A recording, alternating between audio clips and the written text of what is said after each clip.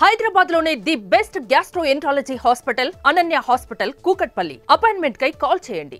ఒకసారి కళ్ళు మూసుకొని పెద్దగా ఒకసారి బావా అనరా అంటే ప్లీజ్ ఒకసారి బావా ఒకసారి కళ్ళు మూసుకోండి. అంటే బావని పిలుస్తారా ఏంటి మీరు పిలవండి. నేను పిలవనాలా? బావా మీరు కళ్ళు మూసుకుంటే మీ బావ వస్తాడు. ఒక్కసారి కళ్ళు మూసుకొని బావా మూసుకొని బావానా? బావా బావా అంటే ఇలా పిలిపించేస్తారా మీరు? బావా అంటే ఆయన మాత్రమే వస్తాడు, ఇంకెవరు రారు. విషయం తెలుసా, ఈయన మొత్తం సినిమా ఇండస్ట్రీకే బావా. నేను పిలిచి అందరూ బావా బావా అందరూ ఈయన బావా సార్. వేరే హీరోయిన్స్ యాక్టర్స్ అందరూ బావానే పిలుస్తారు. అవును, బాగా హ్యాపీగా ఉంటుందా పిలిపించుకోవడం అట్లా?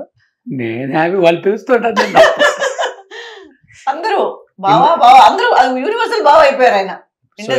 సో ఎక్కువ ఎవరు బావా అని పిలిస్తే హ్యాపీగా ఉంటుంది మీనా గారు కాకుండా? నిజంగా చెప్పండి ఇప్పుడు ఓపెన్ గా. ఆర్టిస్టులు జెంట్స్ కొంచెం కిండల్ చేస్తారు. ఓకే, కిండల్లోనే బావా అని ఎక్కువగా వాళ్ళే పిలుస్తారు. కవర్ చేసేసారు ఎక్కువ జెంట్స్ పిలుస్తారని. అవును, ఇప్పుడు మళ్ళీ వైరల్ అయిపోతుంది మీరు హీరోయిన్స్ పేర్లు చెప్తే ఫ్లో లో అని. అట్లేం లేదు. సో మీది పక్కా లవ్ మ్యారేజా అరేంజ్డ్ మ్యారేజా? అరేంజ్డ్. పెద్దవాళ్ళు అత్త కొడుకు అంటే ఇంకా ఆబ్వియస్ గా ఏంటి అంటే మీరు పెళ్లికి ముందే ఆయన ఫిక్స్ అయిపోయి ఉన్నారు కదా? పెద్దవాళ్ళు అయిపోయారు. మేము చిన్నప్పటి నుంచి ఎప్పుడు చూడలేదు. ఫస్ట్ టైం చూడడమే, చిన్నప్పటి నుంచి మేము చూసింది కూడా లేదు. ఓకే, ఫస్ట్ టైం నేను ఎప్పుడైతే చెన్నై వెళ్ళానో అప్పుడు కూడా చూడలేదు. ఆ 2 years తర్వాత చూసా. ఓకే, సో అదే చిన్నప్పటి నుంచి తిరుపతి వెళ్తారు కదా ఎవరైనా, నేను ఇప్పటి వరకు పెళ్లి అయిన ఆ తర్వాతే తిరుపతి వెళ్ళడం. చిన్నప్పటి నుంచి ఒకసారి కూడా తిరుపతి. సో ఫస్ట్ టైం మీకు ఈమెను చూపించి ఈమె నీ భార్య ఈయన నీ కాబోయే భర్త అని చెప్పగానే మీ ఫీలింగ్ ఏంటి సార్? అదే కదా, సరే ఫాదర్ మదర్ చెప్తే సరే సరే ఒప్పుకున్నారు.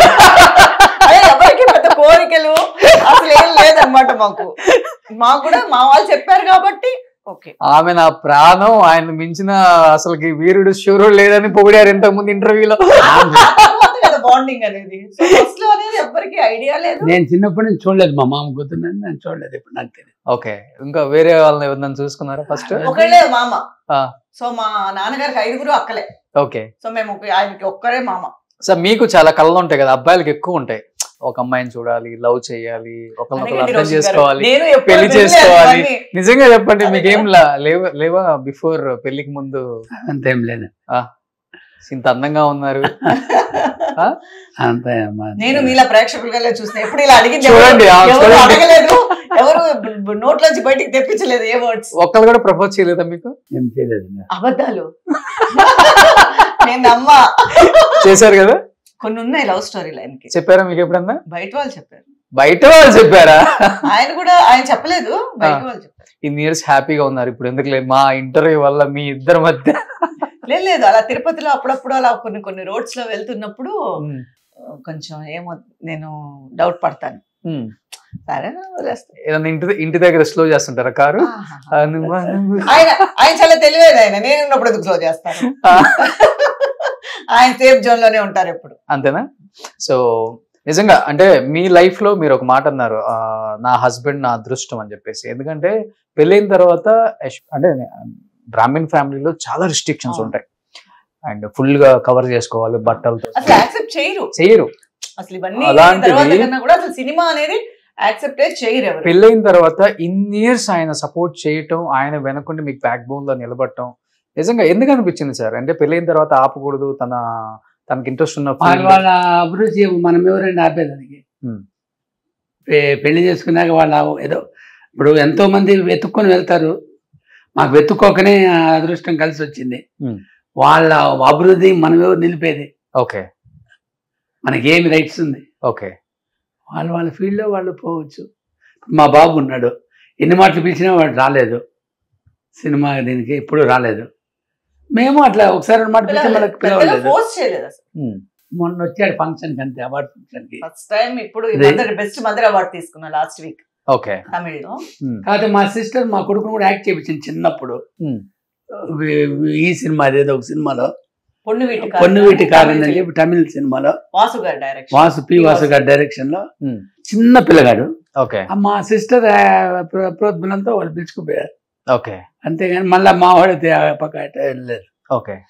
రెండోది ఏంటంటే ఎవరికి తెలియదు, ఏం మా ఫ్యామిలీ గురించి ఏం పెద్దగా తెలియదు, మేము ఎక్స్పోజ్ చేసేవాళ్ళం కాదు దేని గురించి. రెండోది ఏంటంటే మేము ఎక్కడికి పోయేవాళ్ళం కాదు, మా డ్యూటీ మాదిరి వర్క్, సాయంత్రం ఇంటికి రావడం, బయట పార్టీలు గిట్టిలకి ఎక్కడికి వెళ్ళేవాళ్ళం కాదు. ఓకే, మాకు దీనికే టైం సరిపోతుంది. ఇంకా మనం సో బయట మీనా గారి హస్బెండ్ అనగానే ప్రౌడ్ గా ఫీల్ అవుతుంటారా? 90% మీనా గారి హస్బెండ్ అనేది తెలియదు, మీనా గారి బావ అనేది తెలుసు అంతే. ఓకే, ఇప్పటికి భావాన్ని ఫిక్స్ అయిపోయారా? అట్లని కాదు, సో హస్బెండ్ ని భావాన్ని కూడా పిలుస్తారు ఆంధ్రాలో. అలాగే హస్బెండ్ అవ్వాలని రూల్ లేదుగా, బావ అనేది హస్బెండ్ గా ఉండాలి అని రూల్ లేదు కదా. సో మీరు పక్క ఆంధ్ర వాళ్ళు కదండి? అవును, చాలా తక్కువ మందికి తెలుసు. అవును, మీది ఎక్కడ ప్రాపర్? మా అమ్మమ్మ గారి వాళ్ళది రాజమండ్రి. సో పుట్టింది అక్కడే. మీరు పుట్టింది అక్కడే? అంటే అమ్మమ్మ గారి ఇంట్లోనే కదా ఆబ్వియస్ గా అమ్మ వెళ్తుంది. ఓకే, అక్కడే పుట్టారు. నాన్నది? నాన్నగారిది కూడా అక్కడే, ఆ పక్కే. ఆ పక్కే. సో పక్క రాజమండ్రి అమ్మాయి. ఓ, సో మీది సార్? తిరుపతి. తిరుపతి. అదే మీ భాష చూస్తేనే అర్థమైపోయింది నాకు. Born and brought Tirupati. వాళ్ళ మొత్తం వాళ్ళ నాన్నగారు వాళ్ళంతా తిరుపతి. ఓకే, సో తర్వాత ఇండస్ట్రీ వల్ల చెన్నైకి వచ్చారు అంతే? ఫస్ట్ వాళ్ళు వచ్చారు, ఇండస్ట్రీ కోసం వాళ్ళు వచ్చారు, ఆ తర్వాత నా ఎంట్రీ. సో ఈయన చూస్తేనే అర్థం అవుతుంది మీ మాంగారు ఎంత స్ట్రిక్ట్ ఆఫీసర్. ఈయన స్ట్రిక్టే లేరు పాపం, ఈయన చాలా ఈయన స్ట్రిక్ట్ ఓన్లీ దీని దగ్గరే. అది కూడా ఆయనే, ఈయన లేరు. లేదా? మొత్తం ఆ చక్రం అంతా మా అత్తయ్య గారు అలా తిప్పారు కాబట్టి ఇప్పుడు 500 కోట్ల ఆస్తులు ఉన్నాయి మీనా గారికి. రోషన్ గారు కూడా కలుపుకొని, నాది రోషన్ గారిని కలుపుకొని 499 కోట్ల 5 కోట్లు నాది. తిరుపతి ఎయిర్పోర్ట్ దిగితే ఇక్కడ నుంచి అక్కడ దాకా మీనా గారిదనే చెప్తారు. చాలా మంది అనుకుంటారు ఆ మీనా గారు అని. కాదండి, ఈ మీనా గారిదే. తిరుపతిలో 100 ఎకరాలు మామిడి తోట, ఈయన బిజినెస్ చేస్తారు. అంత లేదు సార్, అవునా కాదా? అంత లేదండి, ఏదో కొంచెం ఉంది అంతే. సో ప్రాపర్టీస్ అంతా ఎక్కువ ఇన్వెస్ట్మెంట్ అంతా తిరుపతిలోనే పెట్టారు. మంచిది అది. తిరుపతి కూడా ఇప్పుడు హైదరాబాద్ వాళ్ళకి చూసుకోవడానికి అక్కడ ఈజీ, అందుకని తిరుపతి అనేది వాళ్ళకి ఎక్కువ. చెన్నైలో కూడా ఉంది ఇల్లు సైట్. సో మెయిన్ అయితే తిరుపతి. సో మీరు ఉంటాం ఎక్కడండి ఇప్పుడు అసలుకి? చెన్నై. మేము యాక్చువల్ గా మా అత్తయ్య గారు మోయ్ గారు ఉన్నంత వరకు చెన్నైలో ఉన్నాను. మా అత్తయ్య గారు ఒక 5 years అయిందా? 5 years అయింది, 3-4 years అయింది. ఆ తర్వాత మేము షిఫ్ట్ అయిపోయాం తిరుపతికి షిఫ్ట్ అయిపోయి ఇప్పుడు అక్కడే ఉంటున్నాము. ఇక్కడ ఓన్లీ షూటింగ్ పర్పస్ వస్తున్నాను, చేస్తున్నాను. హైదరాబాద్ ఉంటే హైదరాబాద్ వెళ్తాను. ఇప్పుడు 60 ఎకరాల మామిడి తోటలోనే ఫామ్ హౌస్ లో ఇల్లు కట్టారా లేకపోతే సెపరేట్ కట్టారా? లేదు, తోటలో ఉండేది ఒక చిన్న ఇల్లు, పాత ఇల్లు అలాగే ఉంది. ఓకే, మేము ఇప్పుడు వేరే చోట ఇల్లు కట్టుకున్నాము. ఓకే, అక్కడ ఎలా ఫామ్ లాగా కట్టారా హౌస్ లాగా కట్టారా? హౌస్ లాగా కట్టారు. ఓకే, అంటే చుట్టూ ల్యాండ్ ఉంది కొంచెం, అది ఇంకా డెవలప్ చేయాలి. ఇల్లు మాత్రం కట్టుకున్నాము. ఓకే. సో మాకు ఫస్ట్ ఎందుకు ఇల్లు కట్టుకోవాల్సి వచ్చిందంటే ఒక బ్యాంక్ ఇచ్చాము బ్యాంక్కి. సో బ్యాంక్ తో స్టార్ట్ అయిన ఇల్లు అలా అలా బిల్డింగ్ అయిపోయింది. అక్కడ బిల్డింగ్ కట్టుకొని అక్కడే ఉన్నాము. సో అటు ఇటు మొత్తం తిరగడమే సరిపోతుంది.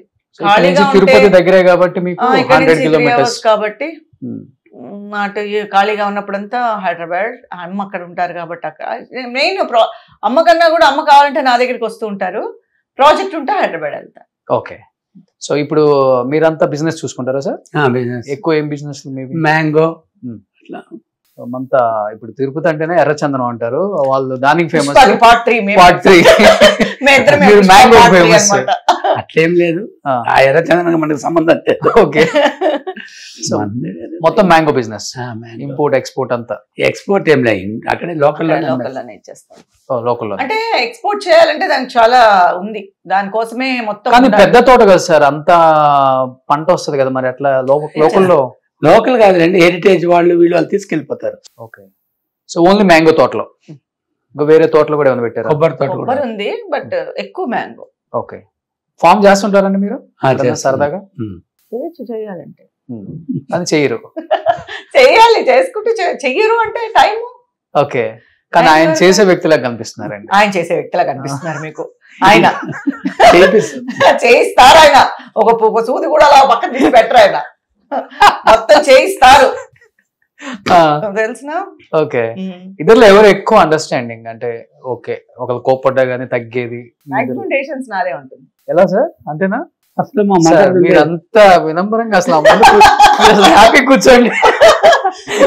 మీరు భయపెట్టి కూర్చోబెట్టింది, చెప్తావో చెప్పవో నా గురించి అన్నట్టుగా ఉంది. మరి భయపెట్టేసారండి ఇలాగా. నిజంగా డామినేషన్ చేస్తారా? డామినేషన్ ఏం లేదులేండి, ఐడియాస్ ఇస్తారు, అది కరెక్ట్ గా ఉంటే మనం దాన్ని ప్రాసెస్ చేస్తాం. ఇలా తీసుకో అస్సలకి తగ్గేదిలే. తగ్గేది లేదు కాదు, మంచిగానే ఉంటే తీసుకుంటాం అంతే. అన్ని మంచిగానే ఉంటాయి. ఓకే, సెకండ్ థాట్ అనేది ఉండదు.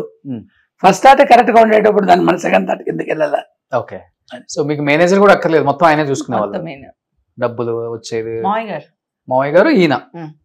వెనకాల చక్రం మా అత్తయ్య గారు, ఫ్రంట్ చక్రం మా మావయ్య గారు. ఓకే, సో అలా చేయబట్టి ఈ రోజు సేవింగ్స్ ప్రతి ఆర్టిస్ట్ కి అంతే. అప్పట్లో పోగొట్టుకున్న వాళ్ళు ఉన్నారు.